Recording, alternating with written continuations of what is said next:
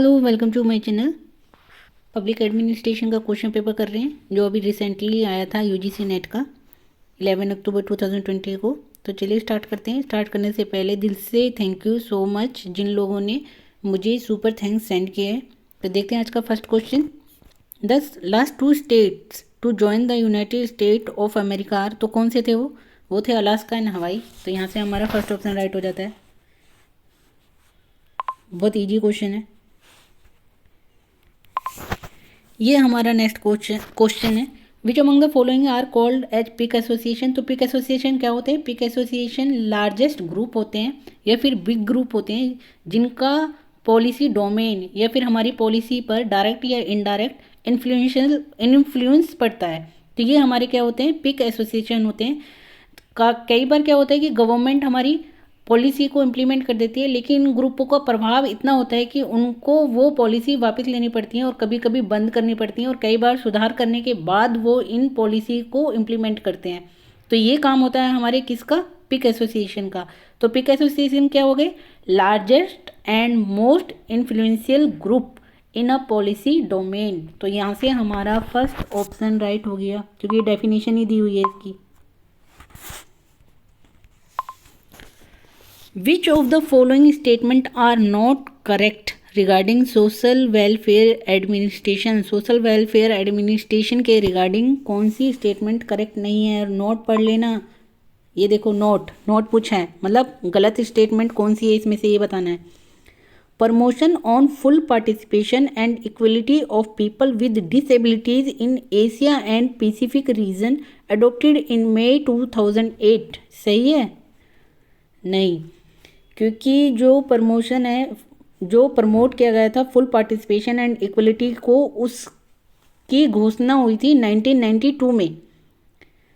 उसको अडॉप्ट नहीं किया गया था, 1992 में उसकी घोषणा हुई थी। और उसके बाद 2001 2022 में 21 जो गवर्नमेंट थी उन्होंने क्या किया था? 21 गवर्नमेंट थी जो कंट्रीज थी, उन्होंने क्या किया था? इसके लिए कमिटमेंट किया था कि हम इसको अडॉप्ट करेंगे, लेकिन फिर भी ये अडॉप्ट नहीं हो पाया था। 2011-2012 में भी ऐसे कमिटमेंट किए गए बट ये अडॉप्ट नहीं हो पाया। मतलब फुल पार्टिसिपेशन को और equality of people with disabilities को अडॉप्ट नहीं किया गया पूरी तरह से। पार्शियल किया गया है लेकिन पूरी तरह से नहीं किया गया है, तो इसलिए ये हमारी स्टेटमेंट ही रॉन्ग है। तो यहाँ से हमारा फर्स्ट ऑप्शन हो गया रॉन्ग। और अगर इसकी प्रोक्लेमेशन पूछी गई हो तो ये हमारा 1992 में हुआ था सबसे पहले। फिर देखते हैं हमारा बी। तो ये हमारा ऑप्शन राइट हो गया क्योंकि नॉट पूछा है। Ministry of social and women welfare has been renamed as ministry of social justice and employment नहीं है, ये एम्पावरमेंट है। यहाँ पे ये मिस प्रिंट हुआ है। इन 1998 बिल्कुल सही है। जो ministry of social and women welfare था उसका रीनेम किया गया था। कब? 1998 में। और उसका जो नाम रखा गया था वो था ministry of social justice and empowerment. और ministry of social and women welfare में पहले 2 डिपार्टमेंट थे, एक women welfare and child development, और फिर बाद में इसकी एक मिनिस्ट्री बना दी गई women and child development, ministry of women and child development. और उससे पहले भी ministry of women and child development MHRD का पार्ट थी। ठीक है, तो यहाँ से हमारा सेकंड ऑप्शन तो राइट हो गया, तो इसलिए हमारा ये रॉन्ग हो गया क्योंकि ये बिल्कुल सही स्टेटमेंट है और हमें गलत बतानी है। The subject of disability is enshrined in 5th schedule of constitution. जो सब्जेक्ट है डिसेबिलिटी का वो हमारे 5th शेड्यूल में है? नहीं है। 5th शेड्यूल में क्या है? Provision relating to the administration and control of schedule areas and schedule tribes. And 6th schedule में क्या है? 6th शेड्यूल में है provision relating to the administration of tribal areas. Schedule areas किस में? 5th में। और ट्राइबल एरियाज किस में है? 6th में। In the state of Assam, Meghalaya, Tripura, Mizoram, ये 4 स्टेट हैं इसमें 6th शेड्यूल में। 7th में क्या है? 7th में हमारी division of powers between the union and the state. 8th में क्या है? लैंग्वेजेस है। 9th में क्या है? एक्ट्स एंड रेगुलेशन है। एंड 10th में हमारा प्रोविजन रिलेटिंग टू डिस्क्वालिफिकेशन है of the member of parliament. और एंड स्टेट लेजिस्लेचर। और 11th स्केड्यूल में क्या है, specifies the power, authority and responsibilities of panchayat. And 12th में है हमारा specifies the power, authority and responsibility of municipalities. तो हमने कितना पढ़ लिया, 5th 6th 7th 8th 9th 10th पढ़ लिया, 11th पढ़ लिया, 12th पढ़ लिया। 4th में क्या है, 4th में है allocation of seats in Rajya Sabha. First में क्या है, name of the state and their territorial jurisdiction, या फिर name of the union territories and their extent. Second में क्या है, सेकंड में है provision relating to the emoluments, allowances, privileges किसके, president, governor, speaker, deputy speaker of Lok Sabha, chairman and deputy chairman of Rajya Sabha, इन सब के। ठीक है।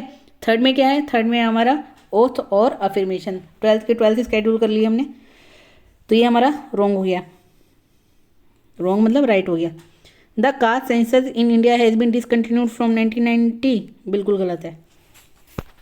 तो हमारा कौन सा राइट हो गया, हमारा राइट हो गया A C एंड D, क्योंकि B तो हमारा बिल्कुल सही है, तो B तो हमारा एलिमिनेट हो गया, तो A C D हमारा राइट आंसर है। ऑप्शन देखते हैं,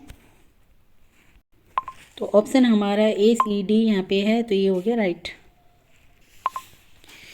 bounded rationality is determined in decision making is founded on the individual ability. तो जो बाउंडेड रैशनैलिटी होती है वो क्या डिटरमाइन करती है डिसीजन मेकिंग में इंडिविजुअल एबिलिटी की, to comprehend vastness and complexity of decision territory. तो जो डिसीजन क्षेत्र में उसकी कॉम्प्लेक्सिटी होती है, फिर वास्टनेस होती है, उसको कॉम्प्रिहेंड करती है, समझती है नहीं। बाउंडेड का मतलब ही क्या है, बाउंडेड देखो तो वहाँ पर लिमिट को चेक करो, लिमिटेड वर्ड अगर होगा, अगर आपको क्वेश्चन का आंसर भी नहीं आता है तो बाउंडेड का मतलब लिमिटेड होता है, मतलब लिमिटेड सब कुछ। तो यहाँ पर हमारा फर्स्ट ऑप्शन तो रॉन्ग हो गया। सेकंड देखते हैं, to respond to the environment of decision. जो डिसीजन है उसके एनवायरनमेंट को देखना, नहीं, ये भी हमारा गलत हो गया। Of reasoning power that are limited, आ गया ना लिमिटेड, तो जहाँ पर बाउंडेड होती है वहाँ पर लिमिटेड शब्द को देखो, अगर क्वेश्चन नहीं भी आता होगा तो भी आता होगा। वैसे रीजनिंग पावर जो उसकी डिसीजन मेकिंग थी उसमें क्या है कि रीजनिंग पावर क्या थी, लिमिट थी। इस वजह से हमारे पास जितने भी डिसीजन होते हैं, जितनी भी पॉलिसीज़ होती हैं, हमें उनमें से ही सबसे अच्छी पॉलिसी को चूज़ करना होता है। तो ये हमारा क्या होता है, ये हमारा क्या हो गया, थर्ड ऑप्शन राइट हो गया। ये हमारा नेक्स्ट क्वेश्चन है, arrange the following in correct sequence. Mayo resolution कब आया था, मायो रेजोल्यूशन आया था 1870 में, ठीक है, 1870 में। फिर उसके बाद मॉन्टेग्यू डिक्लेरेशन कब आया था, 1917 में आया था। रिपन रेजोल्यूशन कब आया था, 1882 में आया था। सबको याद होगा, सबको पता होगा, बेसिक क्वेश्चन है। रॉयल कमीशन ऑन डिसेंट्रलाइजेशन कब आया था, 1907 टू 1909। तो सबसे पहले क्या आया था, अरेंज करना है, तो सबसे पहले क्या आया था, सबसे पहले हमारा मायो रेजोल्यूशन आया था, तो ए हो गया। फिर उसके बाद रिपन रेजोल्यूशन आया था, सी हो गया। फिर उसके बाद रॉयल कमीशन ऑन डिसेंट्रलाइजेशन आया था, तो डी हो गया। तो क्या हो गया, ए सी डी, और लास्ट में आया था हमारा मॉन्टेग्यू डिक्लेरेशन 1970 में, तो ए सी डी बी। तो यहाँ से हमारे ए सी डी बी हो गया आंसर। ए सी डी बी कहाँ है हमारा, ए सी डी बी है हमारा यहाँ पर, तो ये हमारा राइट आंसर हो गया। नेक्स्ट क्वेश्चन देखते हैं, consider the following characteristic of hierarchy. Hierarchy के करेक्टरिस्टिक्स क्या हैं, it is inherent with division of work. ये डिवीजन वर्क में इनहेरेंट है, मतलब निहित है, बिल्कुल सही है।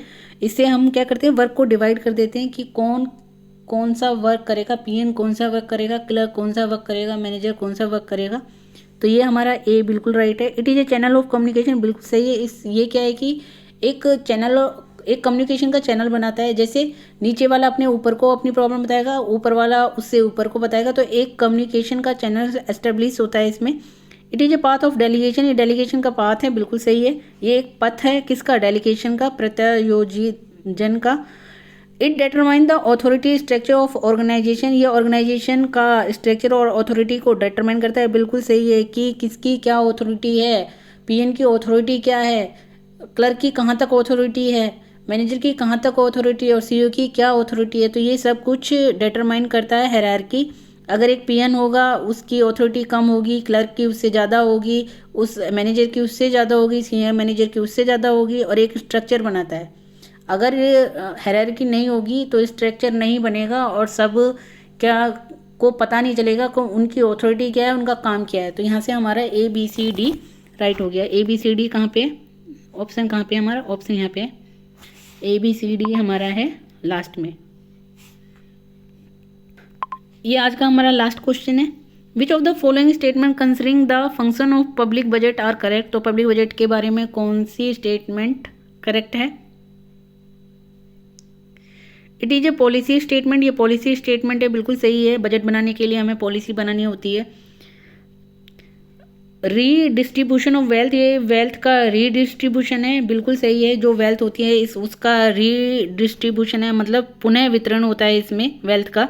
ये सोर्स ऑफ इंफॉर्मेशन है। जब बजट बन जाता है तो हम क्या करते हैं, उसको हम लोगों को बताते हैं कि कहाँ कहाँ पर कौन कौन सा बजट बना है, कहाँ कहाँ पर कितना कितना खर्च होगा, कौन से स्टेट को कितना मिला है, कौन से क्षेत्र में ज़्यादा मिला है, कौन से एरिया में कम मिला है। तो ये हमारा क्या है, ए सोर्स ऑफ इंफॉर्मेशन है।